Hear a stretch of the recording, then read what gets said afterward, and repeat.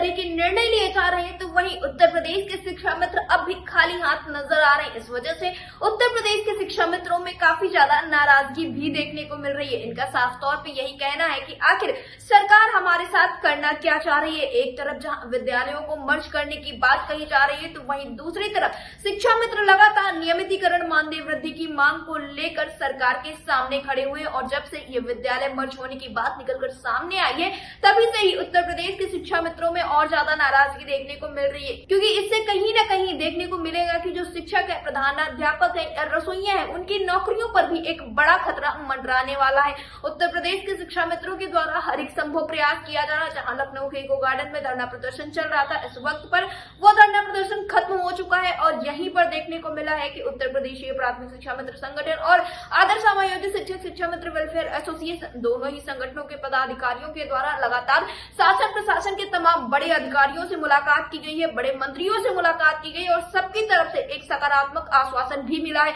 अब देखना ये होगा कि जो ये आश्वासन मिले हैं, ये कितने कारगर साबित होते हैं, कब तक इनकी समस्याओं का हल होता है। फिलहाल इस वक्त पर विद्यालयों को मर्ज को लेकर तमाम तरह की बातें चल रही हैं और इसमें शिक्षा मित्रों का क्या कुछ मानना है, शिक्षा मित्र इसको किस तरह से देख रहे हैं, इस विषय पर ज्यादा जानकारी देते हुए आदर्श समायोजित शिक्षक शिक्षा मित्र वेलफेयर एसोसिएशन के जिला अध्यक्ष सुबोध चौधरी ने क्या कुछ कहा, आप भी सुनिए। सुबोध जी, आपका हमारे चैनल अटल टीवी पे बहुत बहुत स्वागत है। हाँ, नमस्कार मैडम। सुबोध जी, जिस तरह से देखने को मिल रहा है, इस वक्त पर शिक्षा मित्रों के बीच में काफी ज्यादा नाजुक स्थिति बनी हुई है, क्योंकि जहां पर तमाम संगठन लगातार मुलाकात करने हैं शासन प्रशासन के तमाम बड़े अधिकारियों से, तो वहीं दूसरी तरफ देखने को मिला कि सरकार की तरफ से इस वक्त पर एक नया बयान या यूं कहे कि एक नया आदेश जारी कर दिया गया, जिसमें विद्यालयों को मर्ज करने की बात कही जा रही है। तो इस पर आपकी क्या कुछ राय है? देखिए मैडम, मर्ज करने का जो शासन ने आदेश दिया है, शासन सर्वे सर्वा कुछ भी कर सकता है, लेकिन मर्ज करने की स्थिति क्यों आई और इसके मुख्य कारण क्या है जी? ऐसा क्या हुआ कि हमारी छात्र संख्या निरंतर घटती जा रही है जी?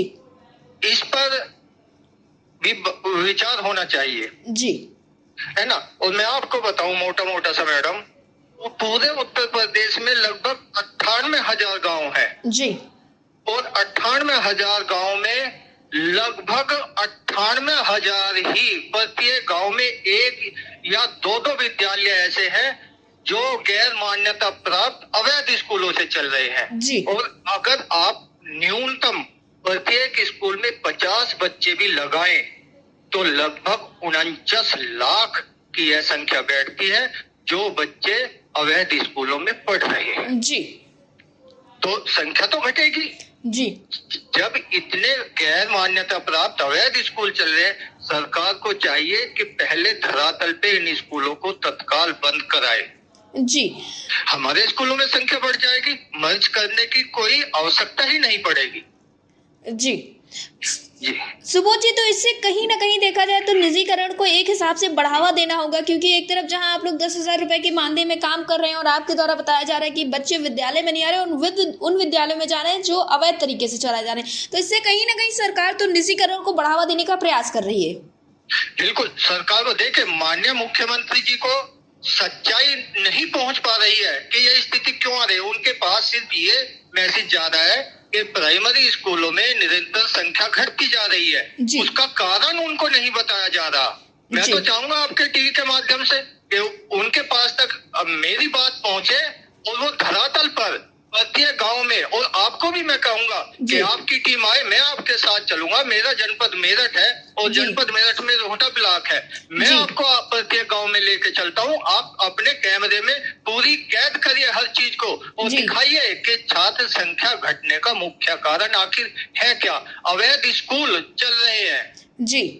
अगर 24 घंटे भी माननीय मुख्यमंत्री जी के पास ये बात हकीकत में पहुंच जाए कि सच्चाई आखिर क्या है, 24 घंटे माननीय मुख्यमंत्री जी इस पर कार्य करते तो 24 घंटे बाद आप देखेंगी कि इसका क्या सुखद परिणाम आएगा जी। यानी कि सुबोध जी, जैसा कि आपने बताया कि मुख्यमंत्री योगी आदित्यनाथ तक सही चीजें नहीं पहुंच पा रही, तो इसमें बड़ा हाथ एक हिसाब से अधिकारियों का माना जाए, क्योंकि अधिकारियों के द्वारा ही तो रिपोर्ट पहुंचाई जाती है। वहां से देखे शासन आदेश आता है जी प्रत्येक जिला बेसिक शिक्षा अधिकारी के लिए शासन आदेश आता है अवैध स्कूलों को बंद कराइए। जी वो कार्रवाई भी करते हैं, लेकिन कार्रवाई क्या होता है, जब भी कोई जिला बेसिक शिक्षा अधिकारी या खंड शिक्षा अधिकारी किसी अवैध स्कूल के खिलाफ FIR करता है संबंधित थाने में, जी तो SHO का जवाब ये होता है कि हमारे पास SSP की तरफ से इस तरह के कोई आदेश नहीं है।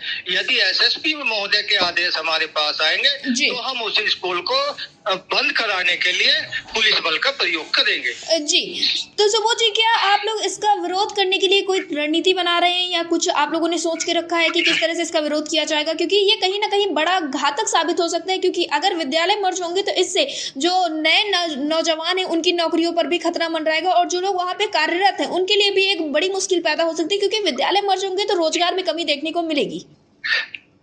जी बिल्कुल मैडम, मैं आपको बताना चाहूंगा, जैसा कि मैंने बताया कि पूरे उत्तर प्रदेश में 98,000 गांव है जी और 98,000 गांव में 98,000 ही प्राइवेट स्कूल होंगे जो अवैध है। जी। लगभग 49 लाख की संख्या बैठती है बच्चों की जो अवैध स्कूलों में पढ़ रहे हैं, और जो हमारे परिषदीय स्कूलों में पढ़ रहे हैं बच्चे, उनकी संख्या लगभग 1,05,06,379 है। जी तो आप ये देखिए कि कितनी संख्या में, अगर ये अवैध स्कूल बंद हो जाए तो 49 लाख जो मैं न्यूनतम बता रहा हूँ, जबकि यही आंकड़ा अगर सही से आएगा तो जी। 1 करोड़ की संख्या का पाएगा। जी। अगर यही बच्चे अवैध स्कूल बंद होने पर 1 करोड़ बच्चे हमारे प्राथमिक परिषदीय विद्यालयों में ही पंजीकृत होंगे।